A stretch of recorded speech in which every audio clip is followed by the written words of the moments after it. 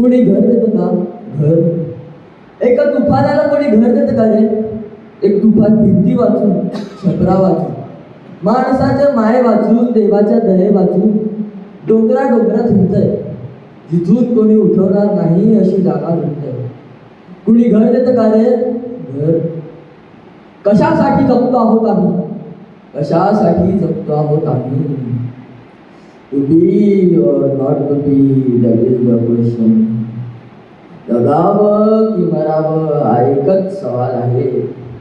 या दुनियेच्या उकिरड्यावर खरकट्या पत्रावळीचा तुकडा होऊन जगावं बेशरम लाचार आनंदानं, की फेकून द्यावं या देहाचं लक्तर त्या गुंडाळलेल्या जाणीवेच्या यातनसह मृत्यूच्या काळाच्या डोहामध्ये, आणि करावा शेवट सर्वांचा माझा तुझा याचा आणि त्याचा सुद्धा.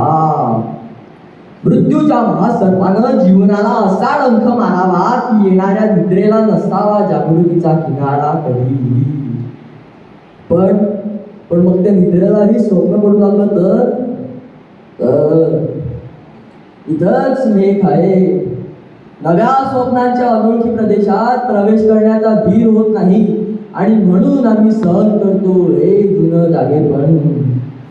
सहन करतो प्रेताच्या निर्जीवपणानं, अभिमानावर होणारे बलात्कार, अस्तित्वाच्या गाभाऱ्यात असणारी सत्वाची विटंबना, आणि अखेर करुणेचा कटोरा घेऊन उभे राहतो खालच्या मानेनं आमच्याच मारेकऱ्यांच्या दाराशी. विधात्या, तू इतका कठोर का झालास? एका बाजूला आम्ही ज्यांना जन्म दिला ते आम्हाला विसरतात, आणि दुसऱ्या बाजूला ज्याने आम्हाला जन्म दिला तो तूही आम्हाला विसरतोस. अरे पण मग विस्कटलेल्या हाडांचे सापळे घेऊन हे करुणा तारा मी ठेड्यांनी कुणाच्या पायावर डोकं आदळायचं, कुणाच्या पायावर. धन्यवाद.